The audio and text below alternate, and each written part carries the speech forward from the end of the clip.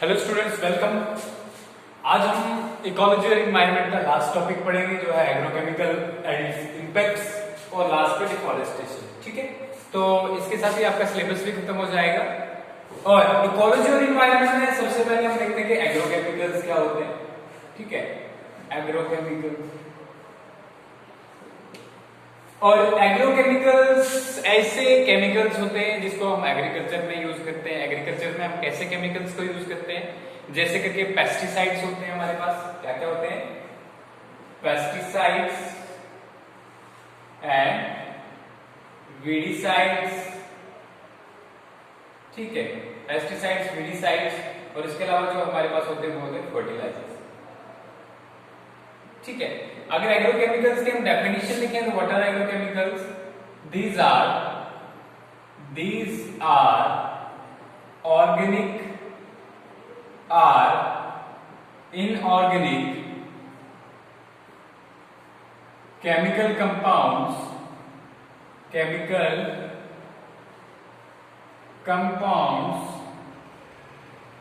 that enhance the productivity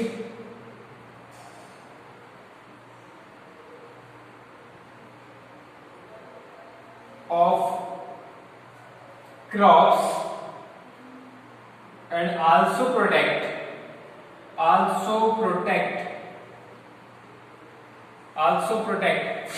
crops from insect pests। ठीक है, unwanted weeds, diseases etc। ठीक है, तो ये क्या होते हैं? एग्रोकेमिकल्स होते हैं। क्या होते हैं? ऑर्गेनिक और inorganic compounds, chemical compounds that enhance the productivity, जो प्रोडक्टिविटी बढ़ाते हैं। किसकी? क्रॉप्स की प्रोडक्टिविटी को बढ़ाते हैं। कैसे क्रॉप्स की प्रोडक्टिविटी को बढ़ाते हैं? या तो जो है वो फर्टिलाइजर्स के तौर पे काम करते हैं, तो उनकी जो न्यूट्रिएंट्स प्रोवाइड करते हैं क्रॉप्स को, या तो न्यूट्रिएंट्स प्रोवाइड करते हैं, या तो फिर जो है जो डिजीजेस उनके ऊपर लगने वाली होंगी, या जो पेस्ट उनके ऊपर लगने वाले होंगे, या जो वीड्स उनकी जो न्यूट्रिएंट्स को खत्म करते हैं उनको खत्म कर देते हैं। तो ठीक है, जनरली कितने एग्रोकेमिकल्स को हम किस में बांटते हैं? पेस्टिसाइड्स और फर्टिलाइजर्स। अब पेस्टिसाइड्स देखते हैं। पेस्टिसाइड्स और वीडिसाइड्स क्या होते हैं? These are chemicals that are used to kill pests and avoid growth of weeds। ठीक है, जो weeds और जो क्या कहते हैं weeds की ग्राउथ और पेस्ट जो है होते हैं उनसे बचाने के लिए हम यूज करते हैं। उनको क्या कहते हैं? उनको कहते हैं पेस्टिसाइड। जैसे कि हमारे पास एग्जांपल्स हमारे पास क्या है? एग्जांपल्स की अगर हम बात करें तो डीडीटी आ गया हमारे पास। डीडीटी क्या है? डाइफिनाइल ट्राइक्लोरो इथेन आ गया। ठीक है, BHC आ गया, बेंजीन, हेक्साक्लोराइड आ गया हमारे पास। ठीक है, तो इसको हम क्या किसके तौर पे यूज करते हैं? पेस्टिसाइड्स के तौर पे यूज करते हैं। ठीक है, डिफरेंट पेस्टिसाइड्स के तौर पे यूज करते हैं। और ये पेस्टिसाइड्स हमें क्या करते हैं? डिफरेंट अनवांटेड पेस्ट से जो है प्लांट्स को बचाते हैं। ठीक है, क्लियर हो गया? ये डिफरेंट पेस्ट की बात होगी। इसके बाद अगर हम बात करें जो है कि इम्पैक्ट क्या होता है पेस्टिसाइड्स का, वो बाद में देख लेते हैं। पहले उससे पहले हम देख लेते हैं इसके अलावा और क्या क्या पेस्टिसाइड्स होते हैं। ठीक है, इसके अलावा एल्ड्रिन होता है, डाई एल्ड्रिन होता है, एंडोसल्फान होता है। क्या क्या होते हैं? एल्ड्रिन हो गया, डाई एल्ड्रिन हो गया, एंडोसल्फान हो गया। तो ये क्या होते हैं? ये सारे डिफरेंट केमिकल्स होते हैं जो किसके लिए यूज करते हैं? हम पेस्ट के लिए यूज करते हैं। और ये कौन से हैं? ये ऑर्गेनिक केमिकल्स है। ठीक है, ये है ऑर्गेनोक्लोरीन्स, ठीक है। क्या है? ऑर्गेनोक्लोरीन और क्लोरीनेटेड हाइड्रोकार्बन्स भी कहते हैं इनको। these are also called as these are also called as organochlorines. Chlorines are chlorinated hydrocarbon. Chlorinated hydrocarbons भी इनको क्या कहते हैं? हम कहते हैं, ठीक है। क्लियर हो गया? ये क्या आ गया? पेस्टिसाइड्स आ गया। और ये ऑर्गेनो आ गया। तो कुछ इनऑर्गेनिक पेस्टिसाइड्स भी होते हैं जिनमें सल्फर और क्या होता है? आर्सेनिक होता है, ठीक है। क्या होता है? ये तो ऑर्गेनिक आ गया। कुछ इनऑर्गेनिक जो है, इनऑर्गेनिक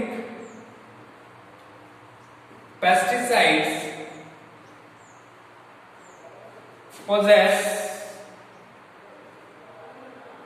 सल्फर, आर्सेनिक एक्सेट्रा, ठीक है। अब इनके इंपैक्ट क्या होते हैं वो बाद में देखते हैं, क्योंकि एग्रोकेमिकल्स होते हैं, इंपैक्ट हमने अलग से देखा। इसके अलावा हम देख लेते हैं जो हमारे पास क्या होता है, फर्टिलाइजर्स होते हैं अब नेक्स्ट, ठीक है। फर्टिलाइजर्स में फर्टिलाइजर्स क्या होते हैं? Fertilisers are chemicals, fertilisers are organic और इनऑर्गेनिक कंपाउंड, दोनों टाइप के होते हैं। ऑर्गेनिक फर्टिलाइजर्स भी होते हैं। ऑर्गेनिक और इनऑर्गेनिक कंपाउंड्स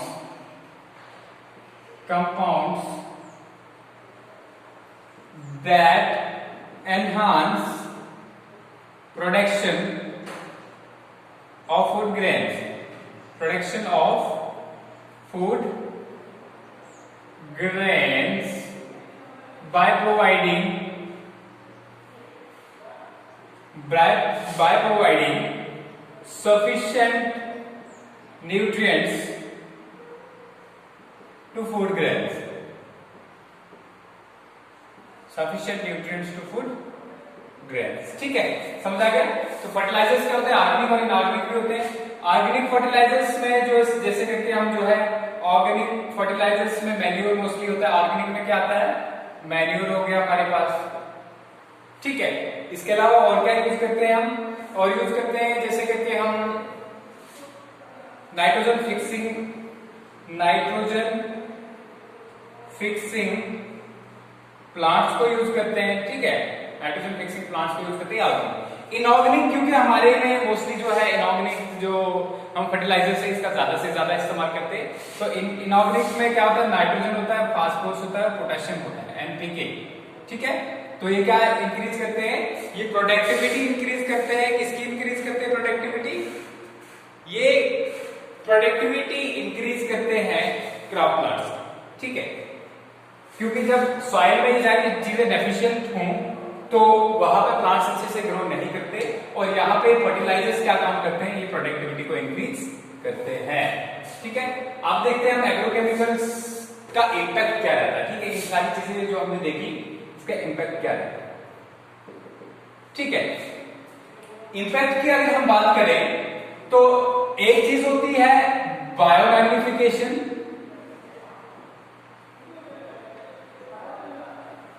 एक और बायोमैग्निफिकेशन की बात होती है कि यूट्रॉफिकेशन। ये दो चीजें जो है हमारे पास होती हैं किससे? एग्रोकेमिकल से। इससे पहले हम देखते हैं कि जो हमारे पास पेस्टिसाइड्स थे, pesticides and weedicides such as DDT, endosulfan, aldrin, ठीक है, एटसेट्रा, सारी आगे इसमें BHC वगैरह आएगा, डायल्ड्रिन आएगा, ठीक है, etcetera remain persistent in living organisms as they are stored in fats। तो ये persistent रहते हैं लिविंग ऑर्गेनिज्म में, ठीक है। इसके अलावा some harmful harmful metals present in pesticides such as arsenic, ठीक है, आर्सेनिक आ गया हमारे पास, कैन काज सीरियस डिजीजेस, ठीक है, सीरियस डिजीजेस काज कर सकते हैं। इसके अलावा हम ये दो चीजें देखते हैं, बायोमैग्निफिकेशन क्या होता है और यूट्रोपिकेशन क्या होता है। बायोमैग्निफिकेशन क्या होता है, जैसे ही देखिए biomagnification is the process of increase in the concentration of these biocides, ठीक है, when they are pass from one tropical level to the higher tropical level across the food chain, ठीक है। होता क्या जनरली, सपोज कीजिए अगर phytoplankton पानी में बात करें तो पानी में अगर इनकी 0.003% है, ठीक है, तो फाइटोप्लैंक्टन्स में इनकी जो है हो जाएगी 0.03%, ठीक है, होगी 0.03%, किसमें आ गई, फाइटोप्लैंक्टन्स में। फिर जू प्लैंक्टन्स में ये हो जाएगी 2 पार्ट्स पर मिलियन की बात हो रही है, ppm, ठीक है, पार्ट्स पर मिलियन, 2 पार्ट्स पर मिलियन, ठीक है। यहां से 2 से हो जाएगा ये 20 पार्ट्स पर मिलियन हायर पे, और 40 पार्ट्स पर मिलियन, इसी तरीके से डबल होता रहेगा, ठीक है। तो बायोमैग्निफिकेशन में क्या होता है, बायोमैग्निफिकेशन में कोई भी जो एक केमिकल होता है वो हर स्टेप पे जैसे फूड चेन के क्रॉस चलता है तो क्या हो जाता है, वो बढ़ जाता है। जैसे अगर हम बात करें सबसे पहले जो है ये बायोमैग्निफिकेशन का प्रोसेस जो है इसको हम बायो कंसेंट्रेशन या बायो एम्प्लीफिकेशन भी कहते हैं, ठीक है। 30 पार्ट्स ये जो है 0.5 पार्ट्स पर मिलियन स्मॉल फिशेस और 2 पार्ट्स पर मिलियन प्रेडेटर फिशेस, ठीक है। 2 से 25 सीधा किसमें पहुंच गया यहाँ पे हमारे पास सी गुल्स में। सी गुल्स जो है क्या होते हैं, ये होते हैं fish eating birds, fish eating birds, ठीक है। अब आपने बोला कि ये हाई मैग्निफिकेशन होती है तो इसका इंपैक्ट क्या होता है, जितनी ज्यादा कंसंट्रेशन, क्योंकि फैट्स में डिपॉजिट रहते हैं, जितनी ज्यादा कंसंट्रेशन बढ़ती रहेगी उतना हार्मफुल होगा। कैसे हार्मफुल होगा, क्योंकि higher concentration of this chemical results into failure of calcium metabolism. Calcium metabolism जो होता है वो फेल हो जाता है, ठीक है। और उसकी वजह से क्या होता है, उसकी वजह से जो है वीकनिंग ऑफ एगशेल्स जो होते हैं बर्ड्स के वो वीक हो जाते हैं, या किसी के लिजर्ड्स के किसी के भी हों, ठीक है, एगशेल्स वीक हो जाते हैं, वो कैल्शियम से बने होते हैं। इसके अलावा होता है प्रीमैच्योर एम्ब्रियो डेथ हो सकती है, ठीक है। इसके अलावा अगर ह्यूमन बीइंग की बात करें तो इसमें क्या होता है, न्यूरल इम्बैलेंस, ठीक है, जैसे कि एपिलेप्सी हो सकता है, ठीक है, या नर्वस सिस्टम डिसऑर्डर्स हो सकते हैं, इसको हम नर्वस सिस्टम डिसऑर्डर्स भी लिख सकते हैं, नर्वस सिस्टम डिसऑर्डर्स, ठीक है। तो ये हो गया बायोमैग्निफिकेशन, एक चीज होगी। दूसरा क्या इफेक्ट होता है इनका, दूसरा इफेक्ट ये होता है कि जो फर्टिलाइजर्स का इफेक्ट बताते हैं, फर्टिलाइजर्स से होता है यूट्रोपिकेशन। क्या होता है यूट्रोपिकेशन, जब एक्सेसिव फर्टिलाइजर्स यूज करते हैं, क्योंकि उनमें न्यूट्रिएंट्स होते हैं, वो न्यूट्रिएंट्स क्या करते हैं, जैसे वाटर बॉडीज में फ्लो की वजह से पानी जब धरती के ऊपर चल रहा होता है तो कुछ वाटर बॉडीज भी होती है, पॉन्ड्स वगैरह हमारे पास, ठीक है। तो सरफेस रन ऑफ पानी की वजह से कहां पहुंच जाते हैं, पॉन्ड्स वगैरह में पहुंच जाते हैं, और पॉन्ड्स में बोलिए न्यूट्रिएंट्स की जब बढ़ जाती है कंसंट्रेशन, तो यहाँ पे क्या होता है, यहाँ पे बहुत ज्यादा एक्सेस में प्लांट्स वगैरह ग्रो करते हैं, फाइटोप्लैंक्टन्स वगैरह, और ये पॉन्ड खत्म हो जाता है धीरे धीरे, ठीक है, जिसको आपने सक्सेशन में पढ़ चुके हो, ठीक है, सक्सेशन इन पॉन्ड। तो यहाँ पे हो गया ये। अब या ये तो इसको क्या कहते हैं, eutrophication. What is eutrophication, when excess of fertilizers are used in agriculture, what happens, the flow of water और surface run off results into flushing of above nutrients from surface to a water body, ठीक है। And what happens inside the water body when this flushed water reaches the water body, the concentration of nutrients increases there, and this increased concentration of nutrients results into the growth of plants at a large scale, and ultimately the pond gets dehydrated, ठीक है, the water inside the ponds get dehydrated or because when more and more trees will grow, the more and more garbage or the tree dead organic matter will remain there and it will be closed, ठीक है, और it will be the water body will be extinguished, ठीक है, ये हो गया। इसके बाद आ गया लास्ट वाला हमारे पास जो यूट्रोफिकेशन के बाद जो है क्या है, एक और चीज होती है ग्राउंड वाटर पोल्यूशन होता है इससे, ground water pollution. Ground water pollution में क्या होता है कि कभी कभी क्या होता है कि सीपेज हो जाती है, ठीक है, ये मिनरल्स जो हमने न्यूट्रिएंट्स वगैरह यूज किए या पेस्टिसाइड्स ये धरती के थ्रू जाते जाते नीचे एक्विफर्स जो पानी होता है हमारे ग्राउंड के अंदर उसको गंदा कर देते हैं, ठीक है। इसके अलावा सॉइल पोल्यूशन तो काज करते ही है, कभी कभी क्या सॉइल में जो इंपॉर्टेंट माइक्रोब्स हैं उनको भी जो क्या कर देते हैं पेस्टिसाइड्स मार देते हैं और उसकी वजह से जो हमारी सॉइल की प्रॉपर्टीज है वो खराब हो जाती है। और लास्ट वाला टॉपिक जो है हमारा डिफॉरेस्टेशन है, ठीक है। डिफॉरेस्टेशन क्या होता है, डिफॉरेस्टेशन होता है अनलिमिटेड जो है फॉलिंग ऑफ ट्रीज, ठीक है, या सिंपली जो है removal of large patch of forest, उसको क्या कहते हैं हम डिफॉरेस्टेशन कहते हैं, ठीक है। अगर डिफॉरेस्टेशन की हम बात करें तो अभी रिसेंट जो हम देख रहे हैं, सबसे पहले 1900 में हमारे पास एक डिफॉरेस्टेशन की बताने से पहले हम देखते हैं कि क्या एस्टिमेट्स क्या है हमारे पास।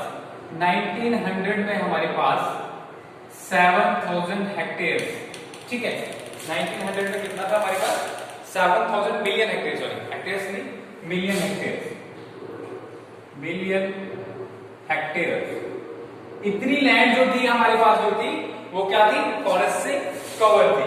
जब ये बात 1985 में पहुंची तो 2890 मिलियन रही हमारे पास, 1985 में 2890, ठीक है, 2890 मिलियन हेक्टेयर रही, ठीक है।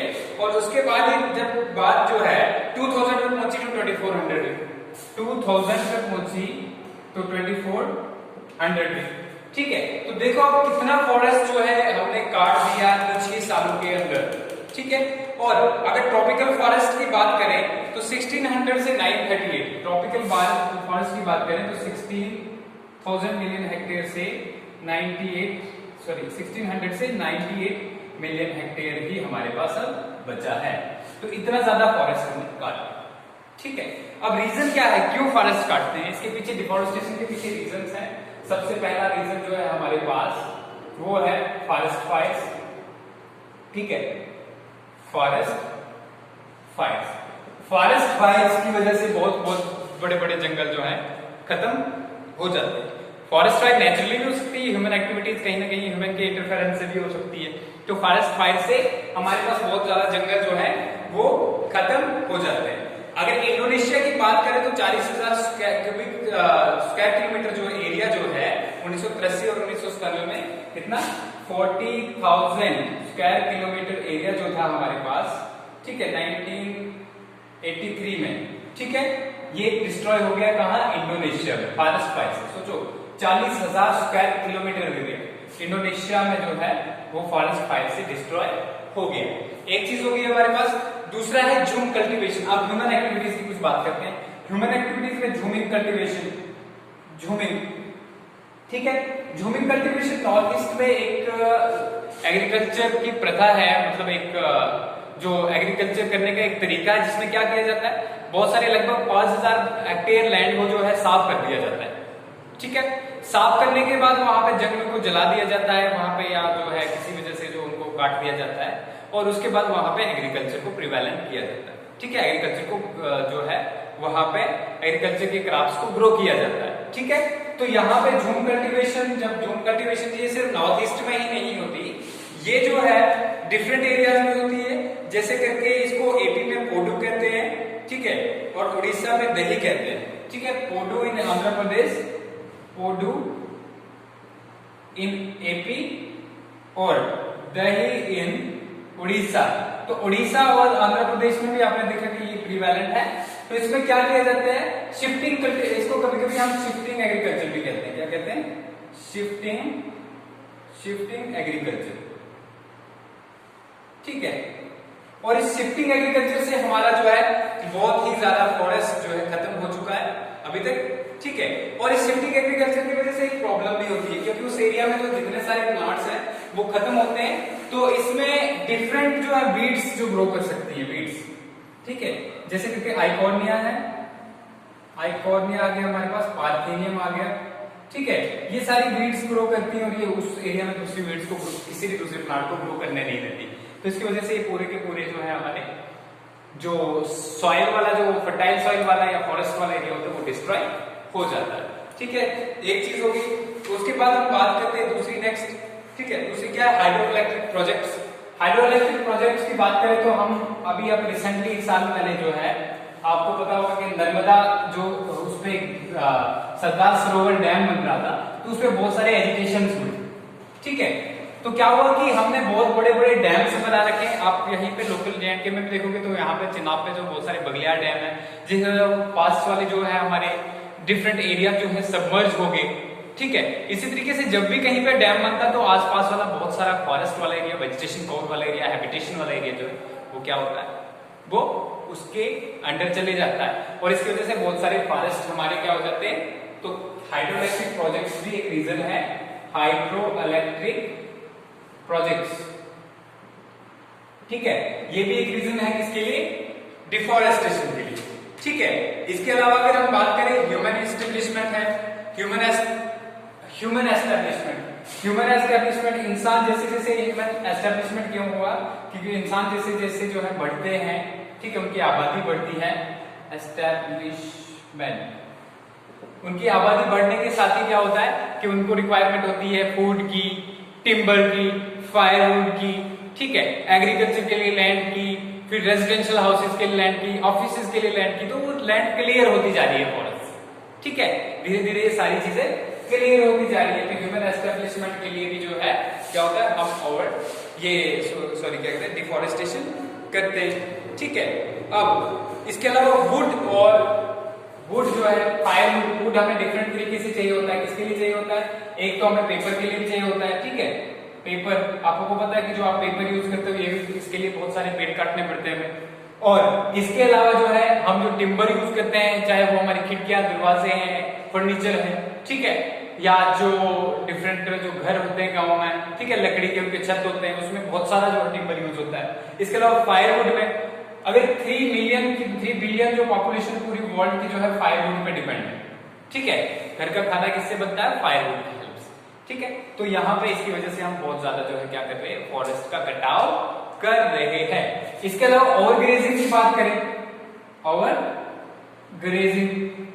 ओवरग्रेजिंग की अगर बात करें तो इंडिया के एरिया 2.4% टोटल है लैंड एरिया का, पूरी वर्ल्ड के लैंड एरिया का, और 500 मिलियन जो है लाइव स्टॉक पॉपुलेशन है हमारे पास, 500 मिलियन लाइव। इसको सर्वाइव करने के लिए हमें जो, क्योंकि लगभग जो है अगर देखा जाए कि हम अगर सस्टेन कर सके पूरी जो हमारे पास ग्रेजिंग वाला एरिया है, तो सिर्फ 6 ही लाइव स्टॉक पर हेक्टेयर जो है क्या कर सकते हैं, सर्वाइव कर सकते हैं। तो बाकी वाले जो है क्या करते हैं, फॉरेस्ट के जो प्लांटलेट्स वगैरह नए जो वेजिटेशन होता है उसमें फीड करते हैं, और इसकी वजह से भी डिफॉरेस्टेशन हो रहा है।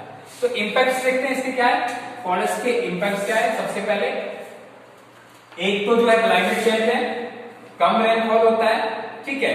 डिफॉरेस्टेशन की वजह से क्लाइमेट चेंज हो गया, एक ग्लोबल वार्मिंग हो रहा है, ठीक है, global warming, green house effect, ठीक है, ये सारी चीजें आप देख चुके हो, ग्रीन हाउस इफेक्ट। इसके अलावा हमारे पास जो है और क्या क्या चीजें हैं, इसके अलावा जो है डिफॉरेस्टेशन की वजह से क्या होता है कि सॉइल इरोजन होता है, ठीक है, सॉइल इरोजन होता है, और जो है डिफॉरेस्टेशन की वजह से और क्या होता है, डिफॉरेस्टेशन की वजह से जो लॉस ऑफ स्पीशीज भी होता है। तो ये सारी चीजें जो है डिफॉरेस्टेशन की वजह से होती हैं, ठीक है। तो इसी के साथ आपका जो है पूरा सिलेबस खत्म होता है। अगर इनकेस अगर कुछ आपको समझ नहीं आता या कुछ बचता है, आपको लगता है कि कुछ और पढ़ाना है, आप कांटेक्ट कर सकते हैं फिर से स्कूल जो स्कूल में आप कांटेक्ट कर सकते हैं, ठीक है। बाकी इसके साथ ही आपका सिलेबस जो है फिनिश हो चुका है। ओके।